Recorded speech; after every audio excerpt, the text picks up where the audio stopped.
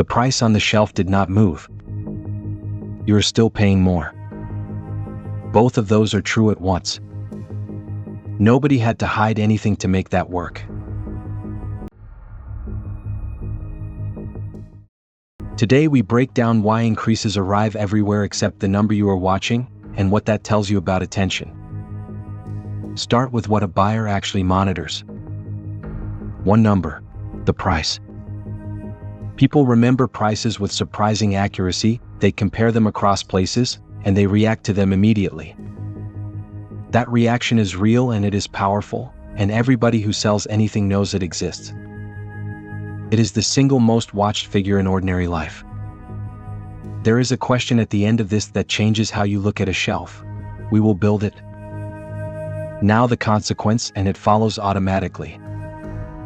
Anything that is watched becomes rigid. If moving one number produces a visible reaction, that number stops being usable as an adjustment. Costs still move. They move constantly for reasons that have nothing to do with anybody's intentions. So the adjustment has to go somewhere, and it goes wherever nobody is looking. Which is a general rule rather than a fact about shopping. Change flows to the unmeasured attribute. It is true of quantity, of composition, of durability, of how long something takes, of how much of it you get for the same figure. None of those are monitored the way price is, and several of them are not really monitored at all. The result looks like concealment but is produced entirely by where attention happens to fall. Now, an objection, and it deserves to be taken seriously. This is not necessarily deception. Costs genuinely rise and something has to absorb them. Holding a price steady while adjusting elsewhere is often the option customers actually prefer, given the alternative. There are also plenty of changes that have nothing to do with cost at all, and plenty of cases where the change is disclosed exactly as required. So the argument is not that anybody is behaving badly. It is that the mechanism operates whether or not anybody intends it. If this is landing, tap subscribe so you do not miss the next one. Here is the reversal that makes it usable. Price is a ratio, and you have only ever been looking at half of it. The figure alone means nothing without the thing it is attached to, and the thing it is attached to is free to move. A number that holds still while what it buys shrinks is not a stable price. It is a rising one, expressed in a unit you are not tracking. Once you start reading the pair rather than the number, most of the confusion disappears. There is a reason this works so reliably, and it is about how memory functions. You remember figures. You do not remember quantities. Almost nobody can say what a familiar item weighed 2 years ago, and almost everybody can say what it cost. That asymmetry is not a flaw in anybody. It is just what gets stored when you are standing in a shop for 4 seconds. And a change that falls outside what you stored is, functionally, a change that did not happen. There is a second reason, and it is about size. The adjustments are small enough to fall under the threshold of noticing. A single change of a few percent is imperceptible in almost anything. It is within the range of ordinary variation. Repeat that on a schedule and the total is enormous, but no individual step ever crosses the line into visible. That is not a strategy so much as a physical property of perception, and it applies to everything, not just to what you buy. There is one more place this shows up, and it is worth naming because it is not on a shelf at all.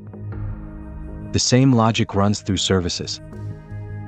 What was included becomes optional. What was standard becomes an upgrade. What was one arrangement becomes 2.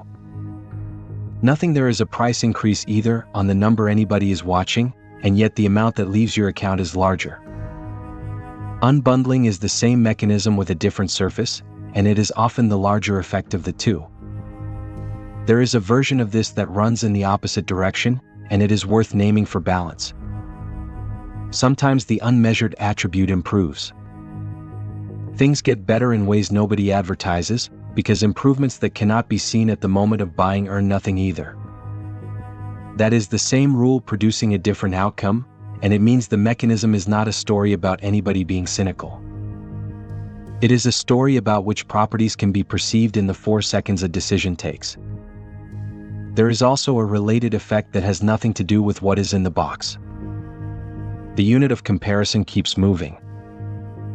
Different sizes, different formats, different quantities in different places, so that no two things can be held next to each other without arithmetic. Nobody has to obscure anything. Variety alone is enough to defeat comparison, and variety is the natural result of everyone competing. The harder it is to compare, the more the price stops functioning as information. There is one more layer, and it is the one that produces the strangest feeling. Your memory of the old version is not reliable either. Things genuinely were different, and they also seem more different than they were, because the version you are comparing against is the one you remember rather than the one that existed. That does not mean the change is imaginary. It means the size of it is very hard to establish from the inside. Which is precisely why the unit figure matters. It is the only part of this that does not depend on remembering anything. There is a final point about where this hits hardest, and it is not on the expensive things. It is on the things you buy without deciding. Anything bought weekly, automatically, without comparison, is where a small repeated change compounds into a large annual one. The occasional big purchase gets scrutiny it does not really need. The constant small one gets none at all, and that is where the whole effect lives. Attention is allocated almost exactly backwards from where it would do the most good. It is worth being honest about the limits of noticing. You cannot track everything, and trying to would cost more than it saves. Most of these changes are individually trivial, and being irritated by each one is a poor use of a life. The point is not vigilance about every item. It is that the figure you have been using as a measure of cost is not measuring cost. Knowing that changes a small number of decisions, and those are the ones worth changing. Once you see this, several things stop being confusing.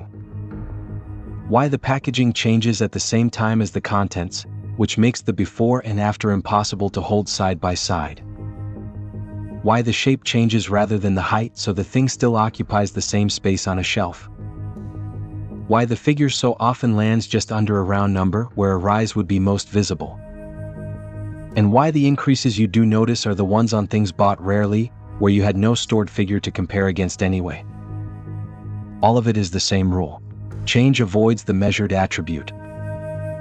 So, practically 2 habits, and they take no effort once installed. Read the unit rather than the total, on the handful of things you buy constantly. Almost everything states it somewhere, and it is the only figure that is actually comparable. And when a bill or an arrangement renews, look at what is included rather than what it costs, because that is the side that moved. For everything else, let it go. The saving is not in catching every change. It is in not mistaking a steady number for a steady cost. Now back to the first question. Why do you never notice a price going up? Because you were watching the one thing that had every reason to stay still. The number holding steady is not evidence that nothing happened. It is the reason something happened somewhere else. If this was useful, subscribe and let us keep going. What is something you noticed had quietly got smaller? Tell me in the comments. Understand money and you will see the world. The quiet part.